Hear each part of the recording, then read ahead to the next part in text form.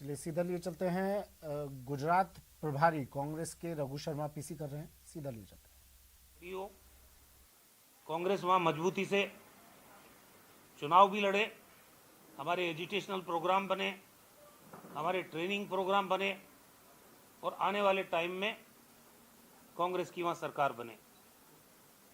Sir, एक तरीके से सीधा पीएम और अमित शाह के गढ़ में आपको जिम्मेदारी दी गई है, तो बहुत टफ चुनौती मानी। चुनौती हमेशा टफ ही होनी चाहिए और उस टफ चुनौती में से अगर आप रास्ता निकालते हैं वही सही मायने में कड़ी मेहनत होती है।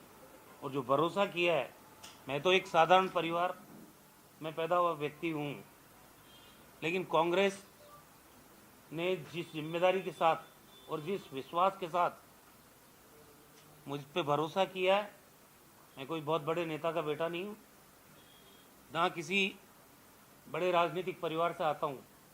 एक साधारण कार्यकर्ता जो ग्रास रूट वर्कर है, उस पर पार्टी लीडरशिप ने भरोसा किया है। मैं भी ये संकल्प लेके ही यहाँ से जा रहा हूँ कि गुजरात के अंदर आपको परिवर्तन नजर आएगा। सर, अभी इससे एक अलग हटके सवाल था। अभी रिसेंटली एक नई बीमारी प्रदेश में देखने को मिल रही है, चूहों के द्वारा ये बीमारी सामने आ रही है, कई केस भी आ रहे हैं और अलर्ट भी जारी है। क्या कुछ कहेंगे, क्या तैयारियां हैं सर? देखिए, चाहे कोविड की तैयारियों के बारे में हमेशा आप लोग खुद भी अलर्ट रहे। आपने देखा भी, राजस्थान में चिकित्सा विभाग के सामने जो भी चुनौतियां आई, अभी 3 साल लगभग हमारी सरकार को हो जाएंगे दिसंबर के अंदर।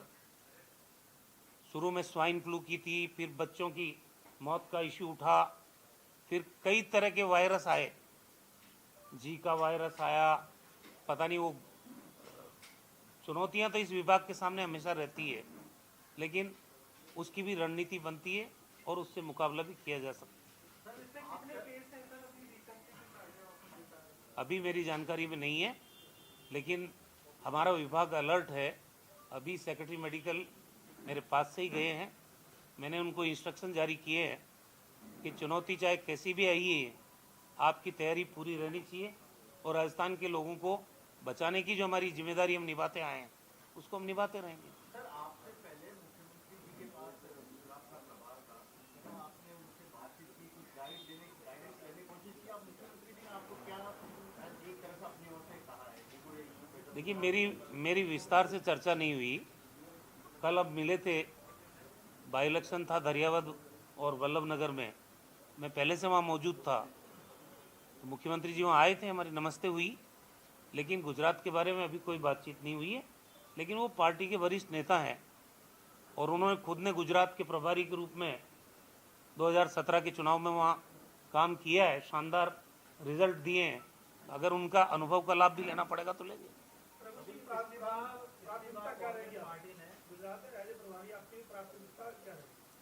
मेरी प्राथमिकता कांग्रेस पार्टी है, कांग्रेस संगठन है, मैं संगठन का आदमी हूं और मेरी सारी जिंदगी संगठन को मजबूत बनाने में निकली है, तो इसलिए प्राथमिकता तो कोई होती, सिर्फ पार्टी है प्राथमिकता और कुछ नहीं है।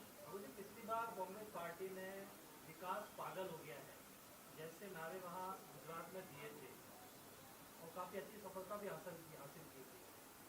क्या लगता है इस बार कांग्रेस पार्टी ऐसे ही कुछ नारों को लेकर? एक बात मेरे समझ में नहीं आ रही, देश के मीडिया ने भी नहीं पूछा, गुजरात में कोई सवाल करने वाला है क्या कि 2017 में सरकार बनी भारतीय जनता पार्टी की, 4 साल सरकार चली और पूरी की पूरी सरकार बदल दी गई, मुख्यमंत्री भी बदल गए, डिप्टी चीफ मिनिस्टर बदल गए, पूरी सरकार के मंत्री बदल दिए। तो भारतीय जनता पार्टी को अगर जवाब दे पार्टी समझती है, तो देश की जनता को और गुजरात की जनता को ये जानने का हक तो है कि भाई ऐसी कौन सी बात हो गई कि आपको पूरा चेहरा बदलना पड़ा सरकार का चुनाव के 1 साल पहले। इसलिए ये विकास पागल वाली बात तो है ही नहीं। अब तो विकास है ही नहीं। अगर 4 साल गवर्नेंस होती तो फिर उनको हटाने की जरूरत क्या थी? ये तो खुद स्वीकार किया गुजरात की सरकार का चेहरा बदल के बीजेपी ने कि हम वहाँ निकम्मे साबित हुए, हमने वहाँ कोई परफॉर्मेंस नहीं दी है, गंभीर सवालात उठते हैं लोगों के जहन में कि या तो बताए बीजेपी कि उन पे भ्रष्टाचार के आरोप थे, या बीजेपी ये बताए कि उनमें नॉन गवर्नेंस थी। अगर वो एक्सेप्ट करते हैं भ्रष्टाचार किया इसलिए हटाया हमने, कोई तो अपराध किया होगा उन्होंने। कारण क्या है इनको हटाने का, वो गुजरात की जनता से माफी मांगनी पड़ेगी, क्योंकि अगर गवर्नेंस आप नहीं दे पाए तो भी जिम्मेदारी बीजेपी की है। अगर इन लोगों ने गलतियां की है, अगर इन्होंने भ्रष्टाचार किया है तो भी बीजेपी की गलती है। जनता की तो कोई गलती नहीं जिन्होंने सरकार बनाई, और जिस ढंग से संवैधानिक मर्यादाओं को तार तार करके कांग्रेस के 18 एमएलए को तोड़ा है बीजेपी ने। लालच दिया गया उनको भी मंत्री बनाने का, मंत्री बनाया भी कुछ लोगों को, आज वो भी धाराशायी हो गए, वहां उनको भी अपनी औकात दिखा दी वापस बीजेपी ने। इसलिए भारतीय जनता पार्टी भरोसा करने लायक पार्टी नहीं है। जो कांग्रेस के हमारे मित्र कांग्रेस की टिकट पे जीत के गए 2017 में, बाद में बीजेपी ने बरगलाया, उनको बीजेपी में शामिल किया, इस्तीफा दिलवाया, सरकार में भी शामिल किया, और अभी उनको बाहर का रास्ता दिखा दिया। तो गुजरात में अगर गवर्नेंस होती, गुजरात में अगर विकास होता, तो फिर इतनी बड़ी एक्सरसाइज करने की बीजेपी को जरूरत नहीं थी। आजाद और जिग्नेश जैसे चेहरों से कितना फर्क पड़ेगा? देखिए, वो हमारी पार्टी की ताकत है। हार्दिक पटेल ने बहुत बड़ा गुजरात में आंदोलन चलाया, नौजवान आदमी है। जिग्नेश मेवानी जी बहुत बड़े लीडर हैं वहाँ के। जो भी लोग कांग्रेस के साथ खड़े होंगे, हम सबका सहयोग लेंगे और कांग्रेस की सरकार बनाएंगे। पंजाब में बदलाव के क्या कारण है? क्या मानते हो कि वहाँ विकास नहीं हुआ या फिर कोई कमी रही इसलिए बदलाव की? पंजाब 9.5 साल तक मुख्यमंत्री रहे अमरिंदर सिंह जी, उनकी उम्र भी हो गई थी, और पार्टी के विधायकों की धारणा ये थी हमने वहाँ सिर्फ एक नेतृत्व बदला है, सरकार का पूरा चेहरा नहीं बदला। जो गुजरात में हुआ है उसको आप पंजाब से नहीं जोड़ सकते। पंजाब में अलग चीज़ है और गुजरात में अलग चीज़ है। पूरे के पूरे मंत्रिमंडल को और मुख्यमंत्री समेत बाहर का रास्ता दिखाना, इसका मतलब भारतीय जनता पार्टी से कोई बहुत बड़ी गलती हुई। सर, क्या ये खबर सही है सर कि आप क्या ये खबर सही है कि आप राजस्थान से अब जब तक गुजरात चुनाव नहीं हो जाएगा थोड़ा दूर हो जाएंगे, क्योंकि दोनों पद चुनौती आपने खुद ने कहा कि बड़ी चुनौती है। देखिए, आदमी चाहे इस देश का नागरिक हूं, मैं राजस्थान में जन्म लिया है, हमारी पार्टी कहीं काम ले मुझसे, मैं वहाँ काम करूँगा। इसके मायने ये नहीं है कि राजस्थान से दूर हो जाएंगे। राजस्थान की धरती ने बहुत दिया है, बहुत सिखाया है, यहाँ पार्टी संगठन में काम किया मैंने, मुझे विधायक भी बनने का मौका मिला, सांसद बनने का मौका मिला, पार्टी में फ्रंटल ऑर्गेनाइजेशन का चीफ बनने का मौका मिला। और गुजरात में भी 2002 के चुनाव में जो राजस्थान की सीमा से लगी हुई 4 जिले हैं, महसाना, बनासकांठा, साबरकांठा, और ये तमाम 4 जिलों के अंदर मैं काम करके आया हूँ पाटन में। तो लगभग 1-1.5 महीने में वहाँ रहा हूँ।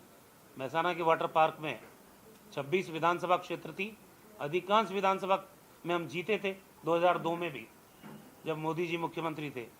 उसके बाद 2005 के अंदर जब दांडी यात्रा निकाली थी कांग्रेस पार्टी ने, स्वर्गीय सुनील दत्त जी उस दांडी यात्रा के प्रभारी थे, तब भी मैं पूरे समय दांडी में पैदल चला हूँ।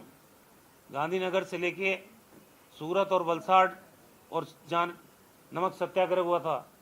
तो गुजरात, राजस्थान के लोगों के साथ गुजरात का रिश्ता रहा है, हमारा पड़ोसी राज्य है, कोई दिक्कत नहीं है काम करना। सर, आप दिल्ली गए, आला कमान से मुलाकात की, 18 दिन बाद आपको बड़ी जिम्मेदारी मिल गई है, वो भी ऐसे वक्त पर जब पंजाब के बाद राजस्थान पर शक्ति मिलाई गई है। क्या माने इसको हम मंत्रिमंडल विस्तार के हिसाब से हम देख सकते हैं कि एक बड़ा फेरबदल राजस्थान में भी हो रहा है? देखिए, ये तो मंत्रिमंडल विस्तार के बारे में तो मुख्यमंत्री जी, उन्हीं का ये क्षेत्राधिकार है और वही बोल सकते हैं। मैं तो पार्टी का कार्यकर्ता हूँ, मुझे पार्टी आलाकमान जो आदेश देगा मैं उस आदेश की पालना करूँगा। और हम पार्टी में काम करने के लिए आए, हम सत्ता हमारे पास है, तो मंत्री रहना मेरे लिए कोई ज़रूरी भी नहीं है।